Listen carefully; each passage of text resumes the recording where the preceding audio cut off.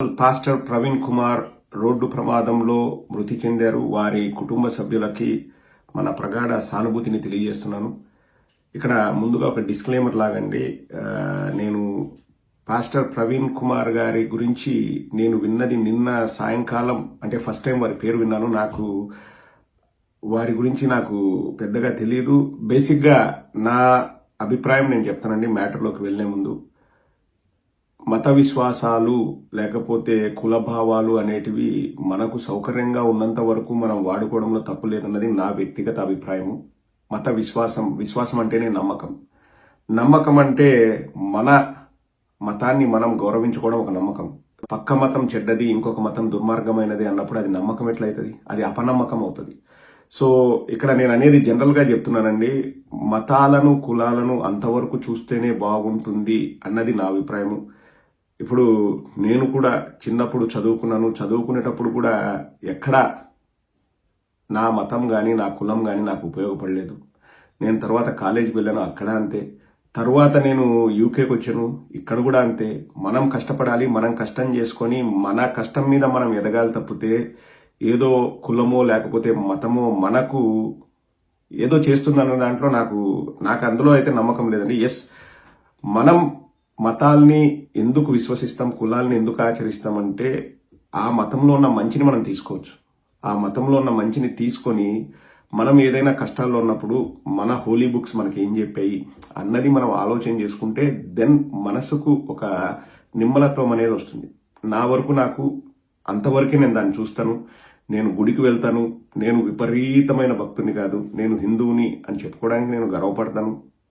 అలాగే నేను ఒక రెడ్డి అన్నప్పుడు నాకు అందులో నేను కూడా హ్యాపీగా ఫీల్ అవుతాను. అంటే అదేదో పెద్ద టైటిల్ లాగో అదేదో గర్వపడేది కూడా కాదు.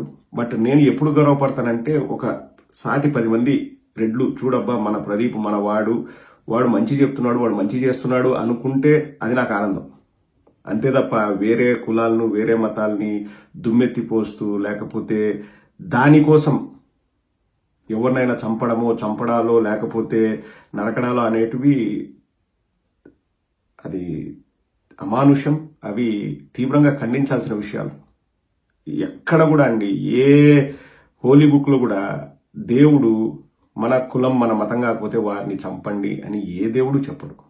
ఇవన్నీ మ్యాన్ క్రియేటెడ్. అంటే ఏది మీరు గొప్ప నేను గొప్ప లేకపోతే మీ మతం గొప్ప నా మతం గొప్ప డిబేట్లు అన్నవే నా వరకు అండి it's waste of time for me. I respect everyone. నేను చిన్నప్పుడు సెయింట్ యాన్ స్కూల్లో చదివాను. మాకు సిస్టర్స్ ఉండేవాళ్ళు. లైక్ దే టాటర్స్ లైక్ వాళ్ళు నేర్పించిన విద్యను నేను అదే విద్య నన్ను ముందుకు నడిపించింది.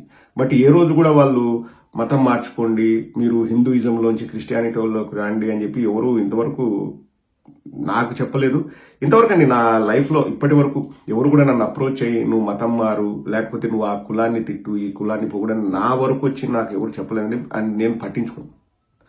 అండ్ ఎవరైనా మంచిని బోధిస్తే వాళ్ళకు మనం రెస్పెక్ట్ చేస్తాం. అండ్ ఇక్కడ నేను మాట్లాడేది పాస్టర్ ప్రవీణ్ కుమార్ యొక్క ఆలోచనలేంటి, ఆయన విధానాలేంటి, ఆయన ఏది సపోర్ట్ చేస్తాడు ఏది సపోర్ట్ చేయడన్న దాని గురించి నేను మాట్లాడట్లేదండి. ఎందుకంటే నాకు నిన్న సాయంకాలమే ఆ వ్యక్తి గురించి ఆ పేరు నేను ఫస్ట్ టైం విన్నాను. కానీ చాలా మంది సోషల్ మీడియాలో ఆయన మృతిపై అనుమానాలు ఉన్నాయి అన్నప్పుడు నాకు వీడియో చేసి, ఎందుకంటే ఎవరిని చంపే హక్కు లేదు. దానికోసమే మనకు చట్టాలు ఉన్నాయి, దానికోసమే మనకు న్యాయస్థానాలు ఉన్నాయి. ఒకరు ఎవరైనా తప్పు మాట్లాడినా లేకపోతే ఒకరు ఎవరైనా తప్పు మాట్లాడినట్టు మీకు అనిపించినా దాని మీద కంప్లైంట్ చేయొచ్చు తప్పితే ఒక మనిషి ఇంకొక మనిషిని చంపుకుంటూ పోతే ఇంకా అంతం ఎక్కడ ఉంటుంది? బిగ్ టీవీ ఎక్స్క్లూజివ్ న్యూస్ అని ఒక వార్త చూశానండి ట్విట్టర్లో. పాస్టర్ ప్రవీణ్ పగడాల మృతి కేసులో అనేక అనుమానాలు. నిన్న రాత్రి 10:30 వరకు కొవ్వూరు చర్చిలో ఒక కార్యక్రమంలో పాల్గొన్న ప్రవీణ్ అనంతరం బైక్పై రాజమండ్రి బయలుదేరిన పాస్టర్ కొవ్వూరు దగ్గర టోల్ గేట్ వద్ద ఆయన వెళ్తున్న దృశ్యాలు సీసీటీవీ కెమెరాలో రికార్డ్. టోల్ గేట్ దాటాక కొంతమూరు వద్ద రోడ్డు పక్కన చనిపోయి పడి ఉన్న ప్రవీణ్ పగడాల అక్కడ రోడ్డు ప్రమాదం జరిగినట్లు ఎక్కడా కనిపించని ఆనవాళ్లు. రాయల్ ఎన్ఫీల్డ్ బైక్ కనీసం ఎక్కడా కనిపించని గీతలు. హెల్మెట్కు ఒక్క గీత కూడా పడకుండా లోపల ప్రవీణ్ తల ఎలా పగిలింది అనేది మరో ప్రశ్న. జావా కంపెనీకి చెందిన హెల్మెట్ వాడుతున్న ప్రవీణ్ను హత్య చేసి రోడ్డు ప్రమాదంగా చిత్రీకరిస్తున్నారని పాస్టర్ల ఆందోళన. ఇటీవల ప్రవీణ్కు ఒక వ్యక్తి నుంచి బహిరంగంగానే చంపుతామని బెదిరింపులు.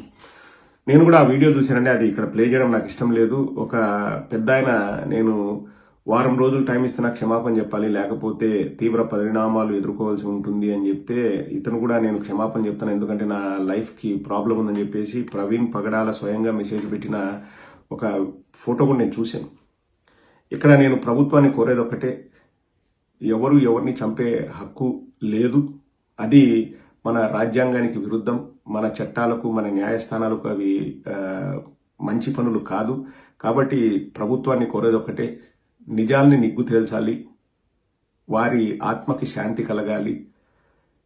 మనుషుల్ని చంపుకుంటూ పోతే ఇంకా దానికి అంతే ఉండదన్నది నా అభిప్రాయం.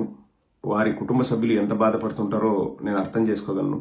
ఇక్కడ ముగించే ముందు ఒక విషయం అందరికీ ఇదే విషయం చెప్పదలుచుకున్నానండి. 2019 నుంచి 24 వరకు మీరు గమనిస్తే ఎక్కడ కూడా విపరీతంగా కులాల గురించి కానీ, మతాల గురించి కానీ డిబేట్లు, ఆర్గ్యుమెంట్లు, కొట్లాటలు ఇవి మచ్చుకైనా కనిపించేటివి కాదు. మన ఆంధ్రప్రదేశ్లో ప్రశాంతంగా ఉండేది, అందరూ బాగుండే వాళ్ళము, అందరూ సోదరభావంతో మెలిగేవాళ్ళు. కానీ ఈ మధ్య కాలంలో నేను కూడా ఆన్లైన్లో చూస్తున్నానండి. ఒకరికొకరు డిబేట్లు చేసుకోవడము, మీ కులం గొప్ప, మీ కులం గొప్ప, లేకపోతే మా మతం గొప్ప, మీ మతం తక్కువ అని చెప్పి మాట్లాడుకోవడము, అందులో ఏముంది ఇందులో ఏముందని లేవనెత్తుకోవడము, డిస్కషన్లు, డిబేట్లు, ఇవన్నీ హెల్దీ ఎన్వైరన్మెంట్ కాదండి. ఇవన్నీ మంచిది కాదు. ఇప్పుడు నా మతాన్ని నేను విశ్వసిస్తాను, నా కులాన్ని నేను గౌరవిస్తాను, అంతవరకే.